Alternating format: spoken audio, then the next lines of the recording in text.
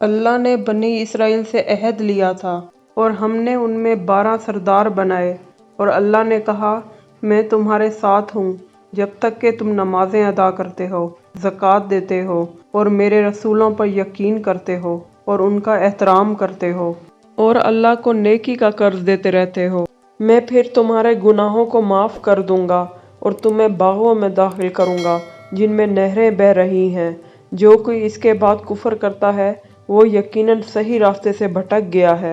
ان کے عہد توڑنے کی وجہ سے ہم نے ان پر عذاب بھیجا اور ہم نے ان کے دلوں کو سخت کر دیا۔ اس کا نتیجہ یہ ہوا کہ انہوں نے الفاظ کے اصلی معنی بدل دیے اور ان کو دیے گئے کچھ احکامات کو نظر انداز کیا۔ تم بار بار یہی دیکھو گے کہ وہ تمہیں دھوکہ دیتے ہیں سوائے ان میں سے کچھ لوگوں کے۔ تم انہیں معاف کر دو اور انہیں نظر انداز کرو۔ اللہ ان سے محبت کرتے ہیں جو خیر خواہ ہیں۔ وہ جنہوں نے کہا ہم عیسائی ہیں، ہم نے ان سے بھی عہد لیا، لیکن ان کو دیے گئے کچھ احکامات کو انہوں نے نظر انداز کیا۔ اس وجہ سے ہم نے ایسا عذاب بھیجا کہ ان لوگوں میں آپس میں ہی دشمنی اور نفرت آ گئی جو قیامت کے دن تک رہے گی۔ اللہ پھر انہیں بتائیں گے جو کچھ بھی انہوں نے کیا تھا۔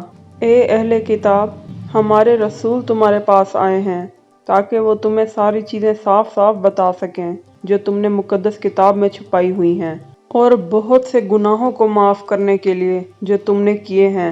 تمہارے پاس اللہ کی طرف سے ہدایت کی روشنی اور واضح کتاب آئی ہے۔ اس سے اللہ انہیں ہدایت دیتے ہیں جو ان کی رضامندی چاہتے ہیں۔ وہ انہیں امن کے راستوں کی ہدایت دیتے ہیں اور اپنی مرضی سے ان کو اندھیرے سے نکال کر روشنی میں لے آتے ہیں اور ان کو سیدھے راستے کی ہدایت دیتے ہیں۔ یقیناً کافر وہ ہیں جو کہتے ہیں کہ مسیح ابن مریم ہی اللہ ہیں۔ کہو کون اللہ کی مخالفت کر سکتا ہے اگر وہ مسیح ابن مریم اور ان کی ماں اور زمین پر ہر ایک کو تباہ کرنا چاہیں؟ آسمانوں اور زمین اور ان کے بیچ جو کچھ بھی ہے سب پر اللہ کی بادشاہت ہے۔ وہ جو چاہتے ہیں بناتے ہیں۔ اللہ سب سے زیادہ طاقتور ہیں۔